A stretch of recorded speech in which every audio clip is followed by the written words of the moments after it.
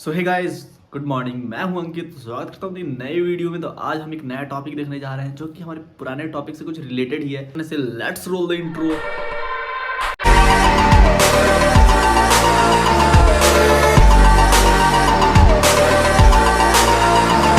एक जो टर्म होता है परसेप्शन, परसेप्शन तो हमने पढ़ा ही था। परसेप्शन क्या होता है, आप एक चीज को कितने दूर से देख रहे हो। उसके बाद एक दूसरा टॉपिक आता था जिसका नाम है प्रिजर्व 3D। तो ये इंट्रो खत्म हो चुकी है हमारी। हम जानते हैं प्रिजर्व 3D एक्चुअली में होता क्या है। ठीक है, जैसे आप पहले वीडियोस में जब परसेप्शन यूज कर रहे थे और वहाँ ट्रांसफॉर्म यूज कर रहे थे तो आपके साथ क्या हो रहा था, ये कुछ पेज ऐसा रह रहा था। ठीक है, और जब हम वहाँ लिख रहे थे रोटेट एक्स, ठीक है, एक्स एक्सिस में रोटेट करना चाह रहे थे तो क्या हो रहा था, ये यहीं पे घूम जा रहा था। ठीक है, यहाँ पे ऐसे घूम रहा था या ऐसे घूम रहा था। ये जो हमारा पेज है, ठीक है, इसको आप ध्यान से रखिएगा। लेकिन एक बात यहाँ नोटिस करने वाला है कि जो हमारा बैकग्राउंड था वो कांस्टेंट रह रहा था। ये ऐसा नहीं हो रहा था कि बैकग्राउंड के बाहर जाके ऐसे घूम रहा है। तो प्रिजर्व 3D में क्या होता है कि जैसे कि यहाँ पे ये जो पेरेंट है और ये जो चाइल्ड है कंपोनेंट, तो परसेप्शन यूज करने पे क्या हो रहा था, बस ऐसे घूम जा रहा है। लेकिन जब हम प्रिजर्व यूज करेंगे तो हम यहाँ क्या नोटिस करेंगे कि हमारा जो है वो साइड बाय साइड आ जाएगा।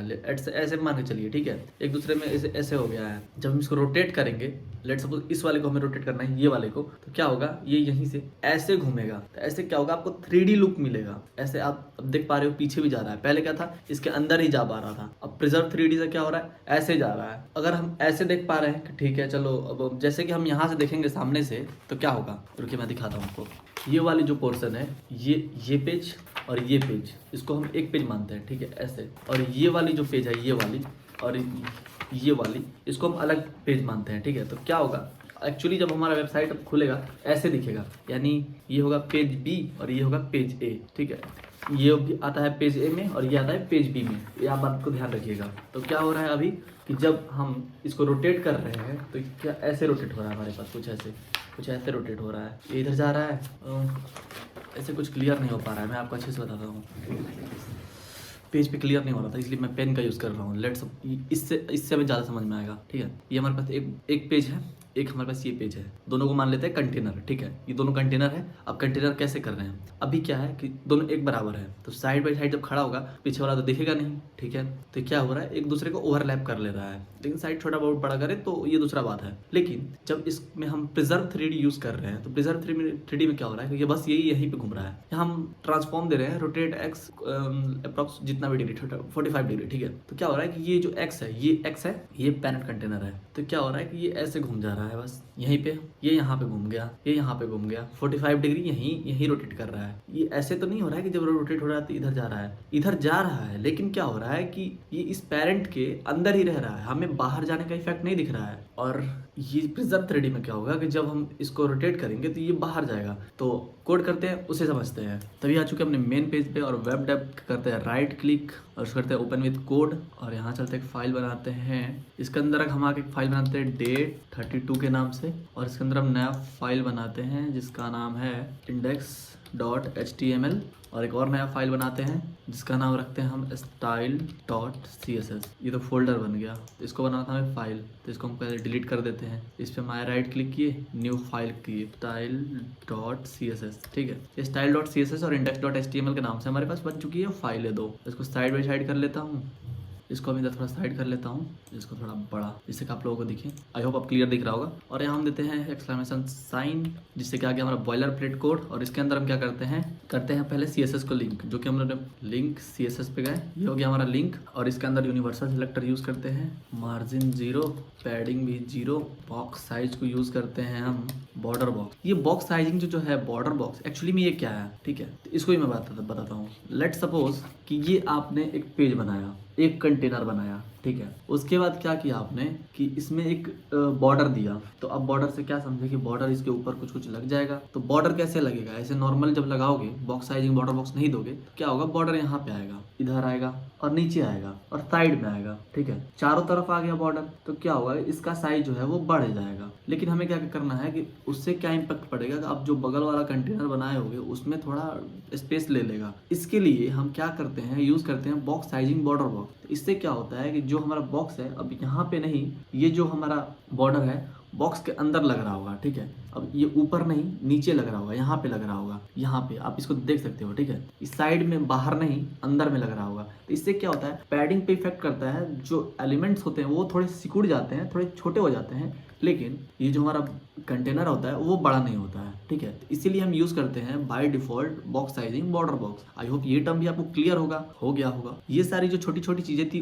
उनको हमने देख लिया। अब उससे चलते हैं हमने बॉडी में, ठीक है। तो बॉडी के अंदर हम पहले बनाते हैं एक पेरेंट कंटेनर। तो हम यहाँ लिखते हैं डॉट कंटेनर, ठीक है। इसके अंदर बनाते हैं एक चाइल्ड कंटेनर। तो चाइल्ड कंटेनर का नाम देते हैं हम बॉक्स। तो क्या हुआ कि ये हमारा कंटेनर बन गया, एक हमारा ये चाइल्ड कंटेनर बन गया, चाइल्ड बन गया, ठीक है। इसके अंदर हम चलते हैं थोड़ा स्टाइलिंग करते हैं। तो हम यहाँ लिखेंगे डॉट कंटेनर। अब हमें क्या करना है, डॉट कंटेनर कुछ height width border box, I mean कि कुछ बॉर्डर और कुछ बैकग्राउंड कलर देंगे तभी तो पता चलेगा भैया। तो हमको क्या कर देते हैं, हाइट दे देते हैं यहाँ पे अप्रॉक्स 300 पिक्सल्स। विड्थ भी इतना ही दे देते हैं, विड्थ 300 पिक्सल्स।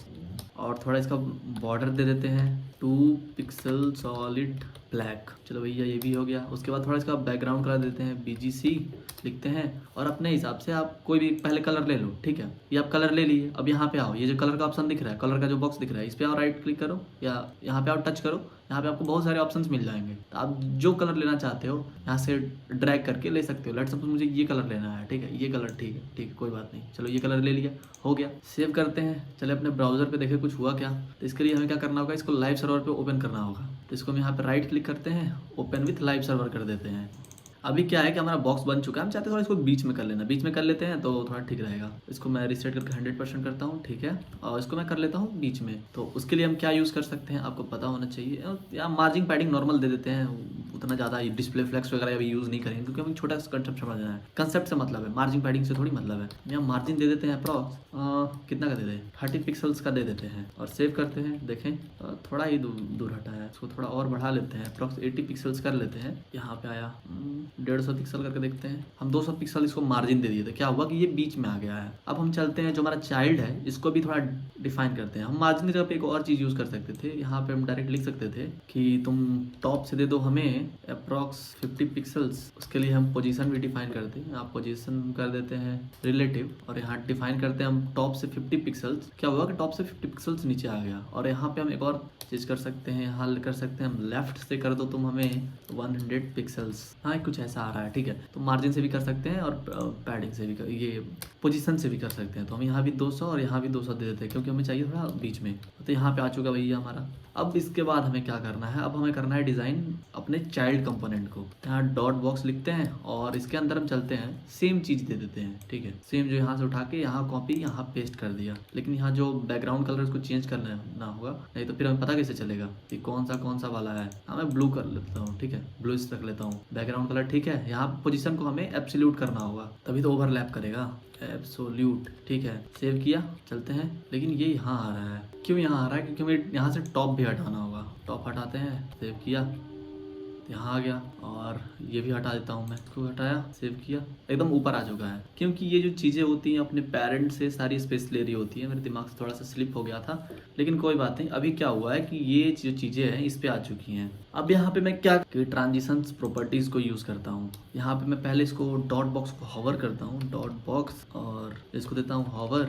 अब यहाँ पे मैं यूज़ करता हूँ ट्रांसफॉर्म का, ठीक है। ट्रांसफॉर्म मैं करता हूँ अप्रॉक्स, मैं कर देता हूँ रोटेट एक्स कर दो, तुम भैया रोटेट एक्स कर दो अप्रॉक्स 45 डिग्री, 45 DEG लिखना तो डिग्री ये आ जाता है। आप वो सर्कल वाला ढूंढने लगोगे तो मिलेगा नहीं। तो अभी हम जब इस पे जा रहे हैं तो क्या हो रहा है कि ये ऐसे भाग जा रहा है। तो हम क्या करते हैं, कुछ ट्रांजिशंस ऐड कर देते हैं इसके अंदर। हम यहाँ यूज़ करते हैं ट्रांजिशंस और यहाँ लिख देते हैं 2 सेकेंड। अभी देखें, हाँ चलो धीरे से आराम से हो रहा है। अब ईज इन आउट ईज वगैरह आप देखते रहना। तो इसको मैं क्या करता हूँ, पहले फॉर्मेट डॉक्यूमेंट कर लेता हूँ जिसके हमारा कोड अच्छे से दिखे। अब देखो अभी क्या है, ये तो ऐसे दिख रहा है। अब मैं यहाँ पे यूज़ करूँगा पर्सपेक्टिव का। चलो भैया पर्सपेक्टिव का यूज़ करते हैं। ट्रांसफॉर्म में ही आऊँगा मैं, यहाँ लिखूँगा पर्सपेक्टिव। अब हम यहाँ यूज़ करेंगे पर्सपेक्टिव का। तो हम यहाँ पर्सपेक्टिव में 600 पिक्सल्स दे देते हैं, ठीक है। सेव किया, चले। तो यहाँ क्या देख रहे हैं कि ये इसके अंदर ही रोटेट हो रहा है। यानी जो मैंने आपको बताया था जैसे आप यहाँ देखो, ये हमारा एक पेरेंट है, ये इसका चाइल्ड है, दोनों एक बराबर है, एक दूसरे के ऊपर ऊपर है, ठीक है, ऐसे दिख रहा है। लेकिन जब मैं इसको रोटेट कर रहा हूँ तो क्या हो रहा है, इसी के अंदर रोटेट हो रहा है, ये तो नहीं हो रहा है कि इससे बाहर हो गया। जब आप देख रहे हो कि इसके अंदर रोटेट हो रहा है, ये इसके अंदर रोटेट हो रहा है, ये जो है इसके अंदर रोटेट हो रहा है, इस बात को आपको ध्यान रखना है। तो ये हुआ पर्सपेक्टिव। अब हम जब इसमें यूज करेंगे प्रिजर्व 3D, ठीक है, प्रिजर्व 3D को हम यूज करने के लिए हम इसको यूज करना होगा हमें अपने पेरेंट कंटेनर में। तो हम यहाँ आते हैं, यहाँ लिखते हैं ट्रांसफॉर्म स्टाइल लेते हैं। तो इसमें 2-3 चीजें होती हैं, एक होता है फ्लैट जो कि होता है बाय डिफॉल्ट, और दूसरा हम यूज करना है प्रिजर्व 3D। प्रिजर्व 3D को यूज कर लिया, सेव करते हैं, चलते हैं यहाँ। तभी क्या देख रहे हो आप, ऐसा कुछ दिख रहा है, ठीक है। जब इस पर क्लिक किया तो क्या हो रहा है कि ये ऐसा दिख रहा है, ये हमारा हुआ पेरेंट, ये हुआ हमारा चाइल्ड। तो ये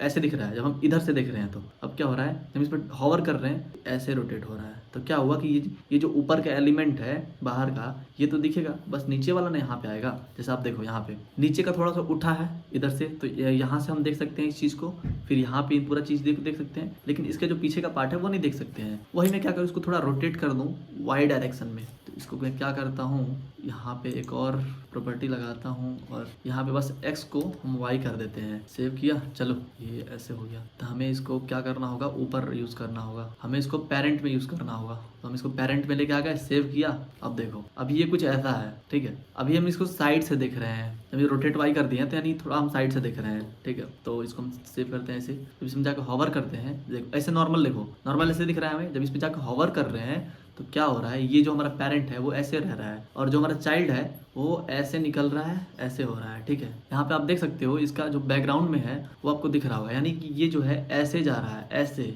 ऐसे हो रहा है, ये ऐसे हो रहा है। अगर वही मुझे क्या करना है, पूरा 180 डिग्री तक रोटेट कर देना है। तो यहाँ पे मैं जाकर लिखूंगा 180, सेव किया, देखो ये पूरा रोटेट हो गया, फिर ये पूरा ऐसे घूम गया, यानी ये फ्लिप भी हो रहा है। लेकिन ऐसे अब ऐसे ना होके, ये जो है ऐसे ना होके ऐसे हो रहा है। मतलब समझ लो कि इन दोनों के बीच में क्या किया गया है, यहाँ पे एक ज्वाइंट कर दिया गया है, यहाँ पे एक ज्वाइंट कर दिया गया, जिसकी वजह से ये ऐसे मूव हो रहा है, ना कि ऐसे, ठीक है। आई होप ये टॉपिक आपको क्लियर हुआ होगा, अच्छा लगा होगा वीडियो। अच्छा लगा तो प्लीज लाइक करना, चैनल पे ना तो सब्सक्राइब करना, और ऐसे ही इंटरेस्टिंग वीडियो को देखिए चैनल को सब्सक्राइब कर लेना। वीडियो अच्छा लगा तो लाइक भी कर लेना और अपने दोस्तों के साथ शेयर भी कर लेना। तो मिलते हैं नेक्स्ट वीडियो में। Tata bye bye, good night.